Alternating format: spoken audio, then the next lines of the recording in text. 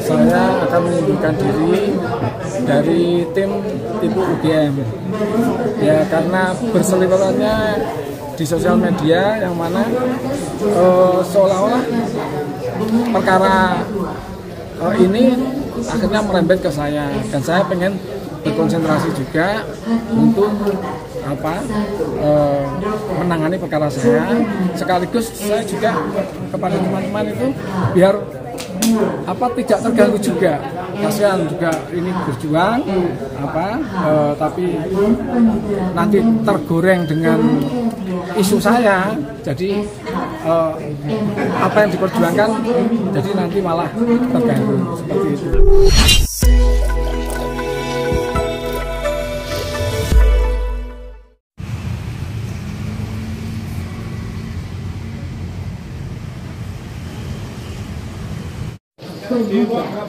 Satu, Joko Widodo.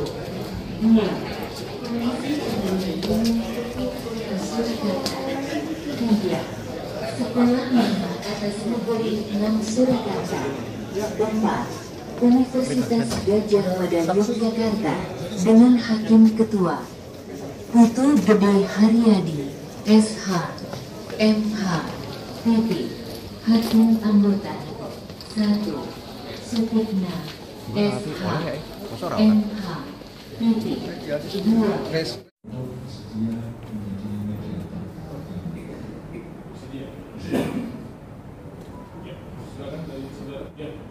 Selanjutnya tergugat 2, 3, 4 sama ya. Begitu sudah yang lain.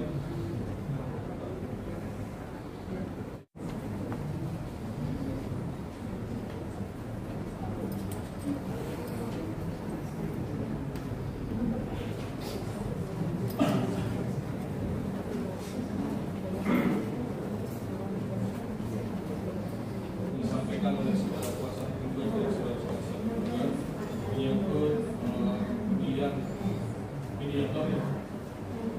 Itu hari ini majelis hakim akan membacakan pengungkapan berkaitan dengan pilihan mediator ya. Atas dasar penetapan inilah bagi mediator akan melakukan tugas dan fungsinya sebagai mediator dalam perkara ada pihak ya.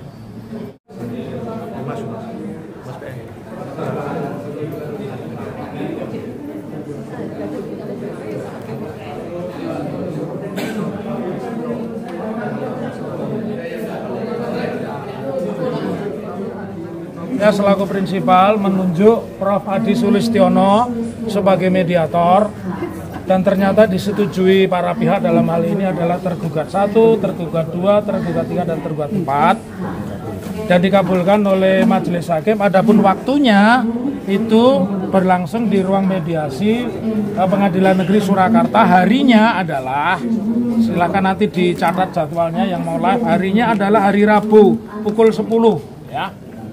Lalu substansi apa tentang materi yang akan kami sampaikan di dalam mediasi, ini lebih profesional dijelaskan oleh pengacara kami. Terima kasih. Jadi sebelumnya kami juga menyampaikan kepada masyarakat umum bahwa mediasi ini memang sudah ditetapkan dalam undang-undang dan sifatnya wajib. Jadi tidak ada permintaan dari kami para penggugat atau prinsipal dari Bapak Dr. Muhammad Taufik untuk minta damai, itu tidak ada. Jadi mediasi ini adalah memang sesuai dengan peraturan perundang-undangan yang berlaku. Dan kami seperti yang tadi rekan-rekan dengarkan di dalam, bahwa kami meminta untuk dalam mediasi ini para prinsipal untuk hadir. Jadi seperti yang kita ketahui kan, Pak Jokowi kan sedang ke Vatikan bersama menteri-menterinya Pak Prabowo ya. Jadi kan Pak Jokowi ini seorang mantan presiden yang baru berkunjung ke Vatikan untuk menghadiri pemakaman Paus bersama menteri-menteri Pak Prabowo. Saya harapkan untuk hadir. Kami mengharap untuk hadir dan bisa ketemu dengan prinsipal kami untuk dilakukan mediasi. Kira-kira ada pertanyaan? Kalau tidak bisa hadir, Pak Jokowi seperti apa? Harapan kami adalah tetap beliau hadir, karena beliau sekarang seperti yang dijelaskan kemarin bahwa beliau kan juga seorang mantan presiden dan beberapa kemarin kan juga disebut sebagai guru bangsa. Maka dari itu kami mengharapkan untuk memberikan contoh kepada masyarakat bahwa dalam negara hukum ini semua orang adalah sama. Dari siapapun seharusnya adalah menghormati proses hukum yang sedang berlangsung. Kira-kira mundur ke sini dipakai tadi kita Pak Jokowi sudah menyerahkan kuasanya untuk mewakili di. Ini saya tegaskan ya. Jadi yang namanya mediasi itu yang hadir adalah prinsipal. Pertama itu prinsipal. Yang kedua, kalau Pak Jokowi tidak hadir maka misteri ijazah tidak akan pernah terpecahkan. Negara sebesar ini penduduknya 300 juta tidak bisa memecahkan ijazah asli seorang presiden, itu sebuah keniscayaan dan itu sebuah kenaifan. Jadi kalau Pak Jokowi bersikeras tidak datang ya kami berpikir memang tidak ada ijazah itu. Ya. Dan masyarakat pun juga seperti itu. Iya, ini saya banyak menerima, alhamdulillah ya, dari saya tidak akan sebut, tapi ada dari Dewan Gereja, dari pendeta, dari ormas, bahkan dari mantan hakim agung, ya, mantan petinggi polisi itu mengatakan ini pengadilan itu adalah tempat yang paling ilmiah di sebuah negara demokrasi bagi siapa yang ingin membuktikan keadilan, membuktikan kebenaran. Nah, kalau sudah ada tadi reserve atau cadangan bahwa beliau tidak akan hadir karena menyerahkan kepada kuasa hukumnya, menurut saya itu pemahaman yang keliru. Ini bukan laka lantas. Kalau laka lantas atau ini pabrik yang pilot boleh diwakili kuasanya karena substansinya adalah uang. Tapi di sini adalah substansinya adalah tentang kebenaran.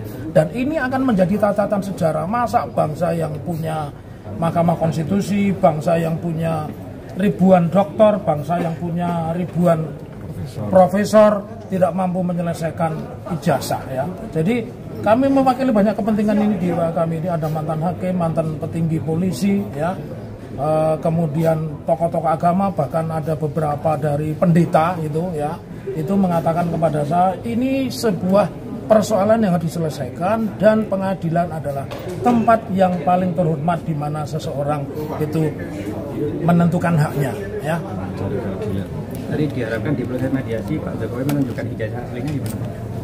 Kenapa punya keinginan itu? Ya memang itu kan tuntutan kami. Jadi substansi masalahnya di kan dalam petitum atau petisi atau tuntutan kita itu memang kita menghendaki satu, Pak Jokowi menunjukkan ijazah aslinya. Kemudian yang kedua, Komisi Pemilihan Umum membukakan kepada kami berkas-berkas sebagaimana Undang-Undang Informasi Publik, dan SMA 6 juga menjelaskan apakah benar Pak Jokowi pernah sekolah. Artinya sekolah itu bisa saja sampai kelas 1, bisa saja kelas 2, bisa saja lulus begitu. Begitu juga Universitas Gadjah Mada, karena selama ini pernyataannya selalu berubah, ya. Ada Profesor Markus mengatakan itu hilang, sementara Wakil Rektor 2 yang sempat keselip lidah mengatakan Fakultas Kedokteran ada, bahwa Tridharma Perguruan Tinggi Pengabdian Penelitian ijazahnya itu ada. Sementara Pak Jokowi sendiri mengatakan saya tidak akan menunjukkan, tidak ada kewajiban saya menunjukkan ijazah itu kepada orang per orang, ya. Tapi beliau lupa, beliau itu mantan tokoh publik dan sekarang masih mewarisi tokoh publik. Buktinya dibangunkan rumah dinas seluas 9.000 meter. Iya, ya. Pak, jika mediasi ini gagal, langkah hukum apa, Pak? Ya, langkah hukumnya tentu persidangan berlanjut, pembuktian, ya. Ya, jadi kami ini ibarat main bola mau 5-4-1 siap, ya toh, atau 9-1 yang 9 di belakang di gawang, pemain depannya cuma 1, kami siap. Sampai hari ini belum. Setelah mediasi begini. Nanti setelah mediasi baru kita akan bacakan gugatannya dan nanti kami akan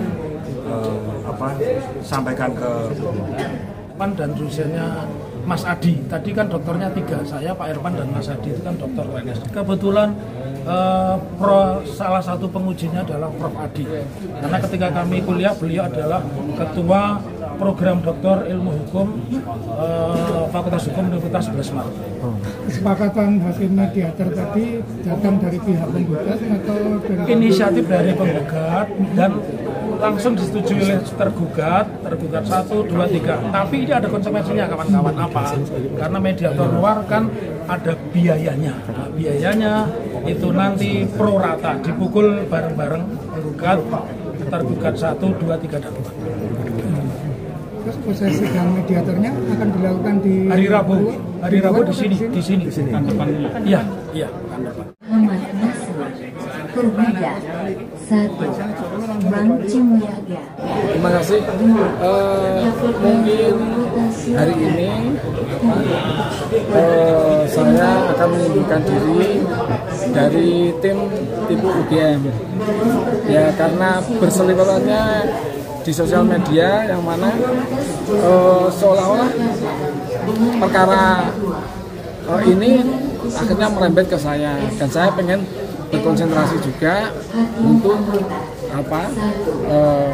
menangani perkara saya, sekaligus saya juga kepada teman-teman itu biar tidak terganggu juga.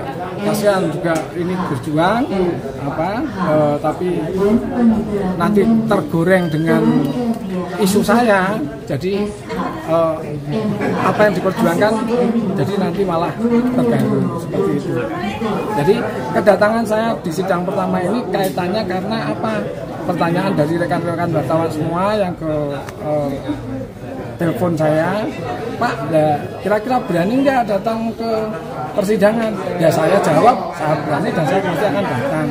Cuma ini demi perjuangan teman-teman juga, saya baru menghadapi perkara hukum juga, ya saya akan fokus ke perkara saya dengan tim PH saya juga. Itu. Okay. Selanjutnya bisa dijelaskan yang penetapan tersangka dari Polres itu Pak, bagaimana Pak? Kalau itu sudah saya jawab berkali-kali ya. Saya kan sudah pakai PH. Biarkan nanti PH saya yang akan memberikan keterangan. Itu nanti Pak Yuzandi ada, Pak Jenal Gisin ada, ya semua. Nanti kalau minta kontaknya